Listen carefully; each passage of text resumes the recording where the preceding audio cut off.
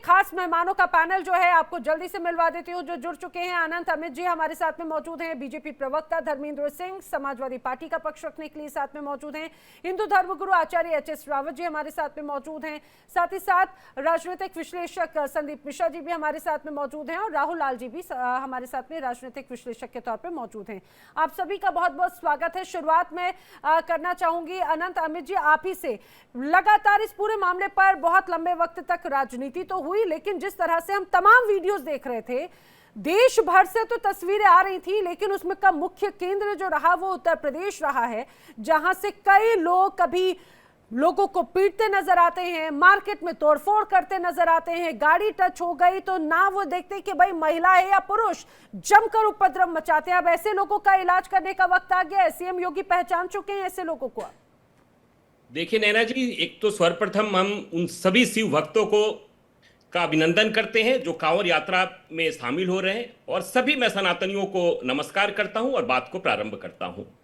नैना जी, ये पहली बार ऐसा हुआ है कि विगत 11 वर्षों से केंद्र में हमारी सरकार है, लगभग 7 वर्षों से हमारी उत्तर प्रदेश में सरकार है और 27 वर्षों के बाद दिल्ली में हमारी सरकार बनी है। और दिल्ली में सरकार बनने के बाद ही उत्तर प्रदेश के साथ में दोनों सरकारों की बैठक होती है। बैठक में यह तय किया जाता है कि इस वर्ष शिव भक्तों को, कांवरियों का अगर पैर में एक कण भी अगर गड़ता है तो वो हमारे लिए बहुत ही अपमानजनक होगा। उन शिव भक्तों को किस तरीके से हम, चाहे स्वास्थ्य का मामला हो, चाहे वो प्रशासन का मामला हो, चाहे वो पानी का मामला हो, चाहे वो बिजली का मामला हो, सुचारू रूप से कैसे उनको दिया जाए, उनकी सुविधाओं में कैसे चार चांद लगाया जाए, इसके लिए हमारी सरकार कृत संकल्प है। आज नैना जी आपने देखा होगा कि जिस तरीके से पुष्प वर्षा हो रही थी और कांवरियों का उत्साह देखकर हिंदुस्तान के 140 करोड़ जो लोग निवास कर रहे हैं सनातनियों का आज दिल बाग बाग हो गया। यही जो पुष्प वर्षा हो रही थी, कुछ वर्ष पहले यहां पे पत्थर की वर्षा होती थी। और माननीय योगी जी ने जिस तरीके से उन तमाम असामाजिक तत्वों को यह मैसेज देने का काम किया है कि आप हमारे देश में रह रहे हैं, एकजुट होकर रहिए, एक रहेंगे नेक रहेंगे। और यदि आपने उन कांवरियों के खिलाफ अगर कोई भी इस तरह का असामाजिक तत्व काम करने का कोशिश किया तो सरकार जो विगत 7 वर्षों से जिस तरीके से उत्तर प्रदेश में शांति बनाने के लिए जो काम कर रही है वो काम भी करेंगे। और आपने देखा होगा नैना जी, उत्तराखंड में हमारी सरकार है, जिस तरीके से वहां पर हम लोग ने एक ऑपरेशन कालनेमी चलाया है, वो भी एक उदाहरण है कि एक हफ्ते के अंदर कई हजार ऐसे संत पकड़े जा रहे हैं जो कि फर्जी भेष में सनातनियों को बदनाम करने के लिए गेरुआ वस्त्र पहनकर बदनाम करने, तमाम जो एक समाज के लोग हैं वो आज जिस तरीके से उनको लोगों को, देश के लोगों को पता चला है कि किस तरीके से कांवरियों के भेष में कांवर यात्रा के दौरान वही लोग बीच में शामिल हो जाते थे और उपद्रव फैलाते थे और सनातनियों को बदनाम करने की जो साजिश रची जाती थी, ऑपरेशन कालनेमी ने कह दिया है। और कहा है हमारी सरकार ने, कालनेमी रूप में, राक्षस के रूप में जो सनातनियों को बदनाम करने की साजिश रचेगा उसको हम कानूनी तौर पे बिल्कुल। अब ऑपरेशन कालनेमी देश भर में चलाए जाने की मांग भी की जाने लगी है। हमारे साथ में मुस्लिम स्कॉलर फाजिल अहमद जी भी जुड़ चुके हैं, उनका भी मैं वेलकम करती हूं। एक एक बार सारे गेस्ट से रिएक्शन ले लेती हूं मैं। धर्मेंद्र सिंह जी, आज सीएम योगी स्पष्ट कर चुके हैं कि जिस तरह से कुछ लोग उपद्रवी जो हैं वो कांवड़ यात्रियों के वेश में हैं, उनका अब इलाज होगा, उन्हें बख्शा नहीं जाएगा। रिएक्शन आपका।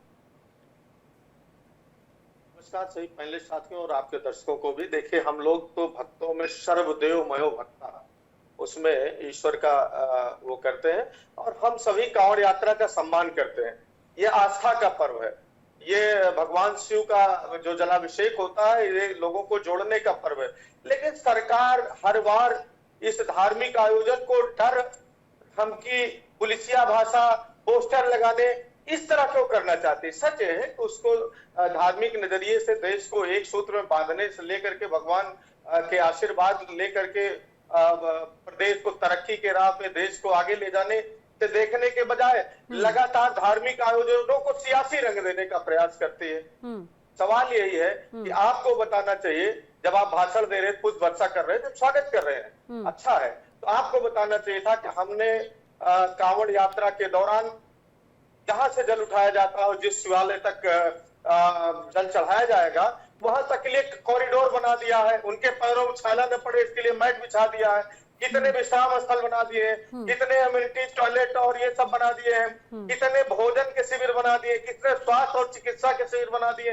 ये बताने के बजाय कि कांवड़ की जो लेकर के जा रहे हैं उन भक्तों को सुरक्षा सुविधा और नहीं, उनको लेकिन जो धर्मेंद्र तमाम जी, अगर परेशानी ऐसे से लोगों को बचाने के चिन्हित बजाय किया गया जो हम लोगों की को पीट रहे रहे हैं, जो उपद्रव मचा रहे हैं, अगर ऐसे लोगों को चेतावनी दी है तो उसमें दिक्कत है क्या?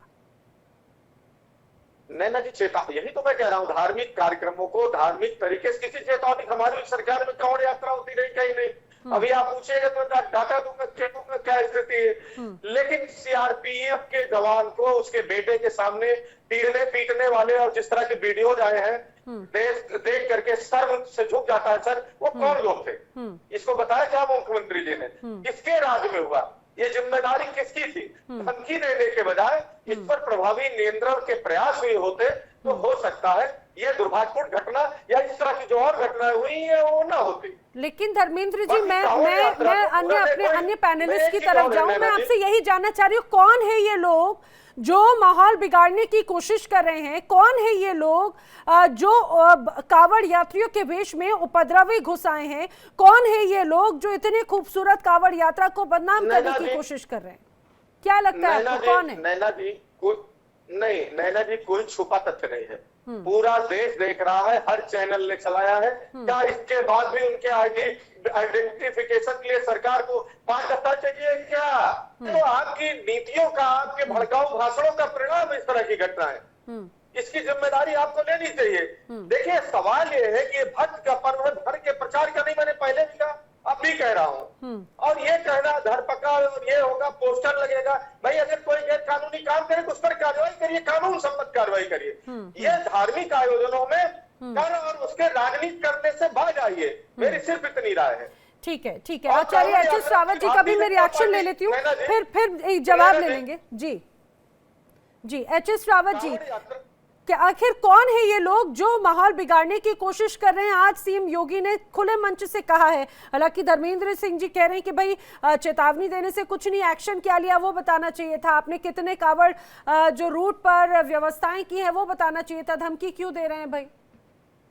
देखिए नैना जी, धर्मेंद्र सिंह जी बड़े अच्छे प्रवक्ता हैं, अपनी बात को बहुत बखूबी से रखते हैं। लेकिन मैं बताना चाहता हूँ, कावड़ यात्रा तो जब अखिलेश जी थे मुख्यमंत्री, मुलायम सिंह, उस समय आपने कौन सा कॉरिडोर बनवा दिया था? उसमें तो आपने डीजे भी बंद करवा दिए थे, उसमें तो आपको ये ध्यान नहीं आया। और फिर राजनीति की बात कर रहे हैं, आप तो एक तरफा राजनीति करते हैं। आपने हिंदुओं के मंदिरों के पैसे से आपने हज हाउस बनवा दिया। आपने ज्ञानवापी के अंदर जो गौरी गणेश की पूजा होती थी, मुसलमानों के दबाव में आकर के उसको भी बंद करा दिया। आप तो कहते हो हम धार्मिक राजनीति नहीं करते। आपने तो ये कहा था कि भाई अगर मैं इन हिंदू भक्तों पर, राम मंदिरों पर, कार सेवकों पर गोली नहीं चलाता तो मेरी तो मुसलमान वोट बैंक ही खराब हो जाती और मेरी पार्टी खत्म हो जाती। तो आप कौन सी बात कर रहे हैं धर्मेंद्र जी? आप याद करिए ना, आपने तो उत्तराखंड के लोगों पर किस प्रकार से गोलियां चलवाई थी, उनके साथ किस प्रकार से वहां रेप हुए थे। उस समय कोई बोलने वाला था कि आपने धार्मिक राजनीति किस प्रकार से की है? सम्मल के अंदर आपस में लोग मुसलमान मर जाते हैं, उनके साथ आप खड़े हो जाते हो, लेकिन अगर कोई हिंदू मारा जाता है तो उसके खिलाफ आप बोलने के लिए आप चूं तक नहीं करते हैं। ये राजनीति होती है? आप वोटों की राजनीति के लिए आप इतना नीचे जा सकते हैं, इतना नीचे गिर सकते हैं कि आप हिंदुओं के लिए कुछ लेकिन एच.एस. रावत जी एक बात मुझे जरा समझाइए, क्या अब कावड़ यात्रा या इस तरह के जो धार्मिक यात्राएं हैं, धार्मिक पर्व हैं, क्या ये भी अब राजनीति का केंद्र बन गए हैं और इसके माध्यम से ना सिर्फ आस्था बल्कि जिस तरह से जो तस्वीरें सामने आ रही है वो तो खिलवाड़ है धर्म के नाम पर, आस्था के नाम पे? आपको बिल्कुल बताना चाहूंगा, और धर्मेंद्र जी आज के नहीं, बड़े पुराने सापा के कार्यकर्ता हैं, मैं इनको जानता हूं। इनको ये समझ आ जाएगी कि किस प्रकार से इस कावड़ यात्रा के अंदर कौन लोग घुसे हैं। जब मुलायम सिंह जी की सरकार, नेताजी की सरकार थी, तो उस समय पर, उसके बाद जब बीजेपी की सरकार आई तो उन्होंने खुली छूट दे दी थी सपा के कार्यकर्ताओं को कि आप जितना कर सकते हैं। मायावती के टाइम पे खुली छूट दे दी थी कि आप जितना उपद्रव कर सकते हैं करिए, जब हमारी सरकार आएगी तो हम आपको छुड़ा लेंगे। और सपा के कार्यकर्ताओं को छुड़ा लिया जब अखिलेश की सरकार आई और मुलायम सिंह जी की सरकार आई। उस समय पर जितने भी केस रजिस्टर्ड हुए थे मायावती गेस्ट हाउस कांड में, सबको छुड़ा लिया। तो यहां पर भी कावड़ यात्रा में भी कुछ इसी प्रकार के एलिमेंट हैं जो समाजवादी पार्टी के, जो कांग्रेस के हैं, और उनको मुसलमानों को घुसाया गया कालनेमी के नाम पर और वो उपद्रव कर रहे हैं। एक जो भक्त है ना शिव का, वो ये काम नहीं कर सकता। कोई भी सिख भक्त कभी किसी भी हमारे सेना के अधिकारी पर हाथ नहीं उठा सकता। इसका मतलब बदनाम करने की सियासत है। हिंदू धर्म को बदनाम करो और मुसलमानों के वोटों को अपनी तरफ खींचने की तो पूरी क्या ये कोशिश। वोट की राजनीति है? फाजिल अहमद जी भी हमारे साथ में है। फाजिल अहमद जी, अब ऐसे लोग चिन्हित किए जा रहे हैं और उन पर सख्त कार्रवाई होगी। आखिर आपको क्या लगता है, कौन है ये लोग जो आस्था के नाम पर कांवड़ यात्रा को बदनाम करने की कोशिश कर रहे हैं, उपद्रव मचाते हैं, तोड़फोड़ करते हैं, हल्ला करते हैं, गुंडागर्दी करते हैं? क्योंकि सीएम योगी बोल रहे हैं ऐसे लोगों की भाई अब अच्छे से उनका इलाज किया जाएगा, उन्हें चिन्हित कर कर एक्शन लिया जाएगा। मेरी आवाज आ रही है? जी जी बिल्कुल। देखिए नैना जी, ऑपरेशन कालनामी जो चल रहा है ना, ये ऑपरेशन कालनामी के नाम पर जो पिछड़ी जाति के साधु हैं उनको ये लोग चिन्हित कर रहे हैं, उनका अपमान कर रहे हैं, उनकी पिटाई कर रहे हैं। क्योंकि पिछड़ी जाति का आदमी संत नहीं बन सकता, वो साधु नहीं बन सकता है। ये बात धर्म के आधार पर ये लोग तिरस्कार कर रहे हैं पिछड़ी जाति के लोगों को। और जो लोग मारपीट कर रहे हैं वहीं पुलिस खड़ी है। पुलिस नहीं, कहाँ पुलिस का क्या रोल है? उत्पात मचा सरकार, पुलिस का एक बारे खत्म कर दी। पुलिस तो कांवड़ियों का पैर दबा रही है। वो वर्दी पहन करके पैर दबाए, सरकार का इससे घिनौना चेहरा और क्या हो सकता है? पुलिस का एक बाल खत्म कर देंगे तो अपराधियों के हाथ में सत्ता चली जाएगी, अपराधी प्रभावशाली हो जाएंगे। अपराधी प्रभावशाली होंगे तो शासन संविधान से जब किसी को डर नहीं लगेगा तो धर्म की आड़ में लूटपाट दंगा फसाद करेगा।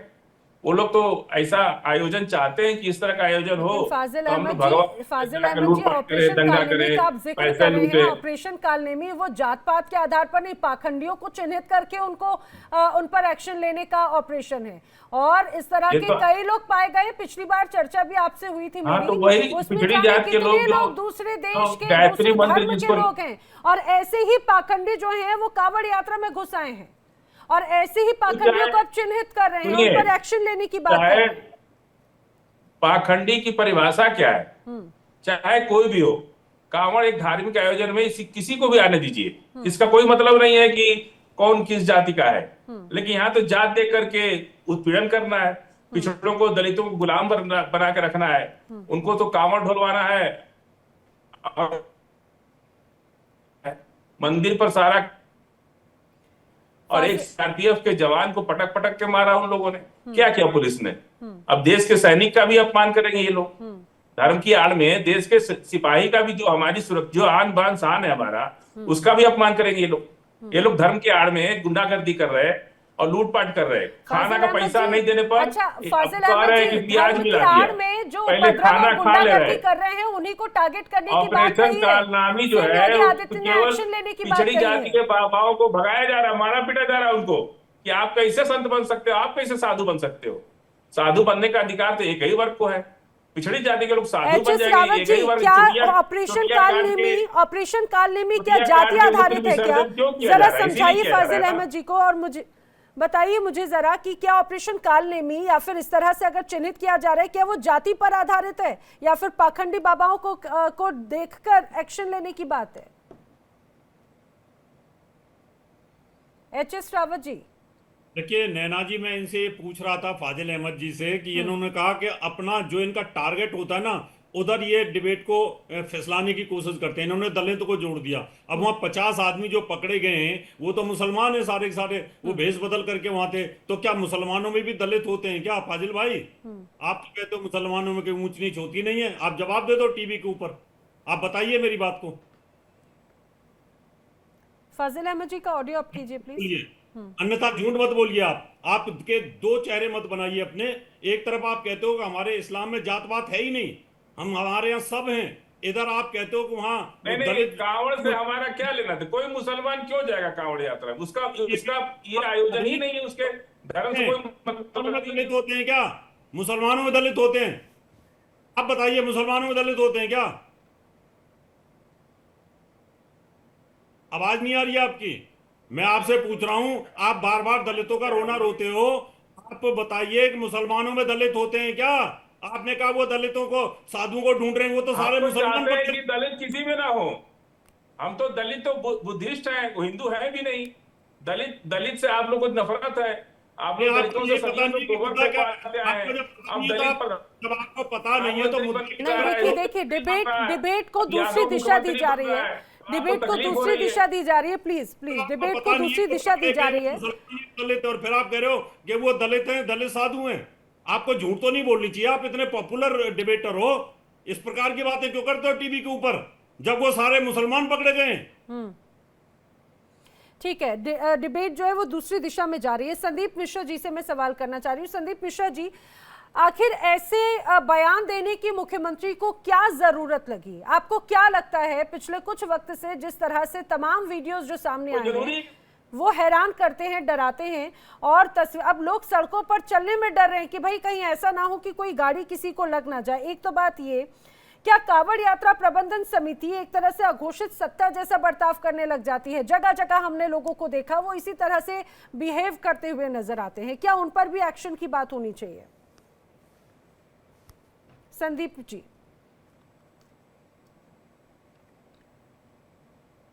नैना जी, मेरी आवाज आ रही है? जी जी बिल्कुल।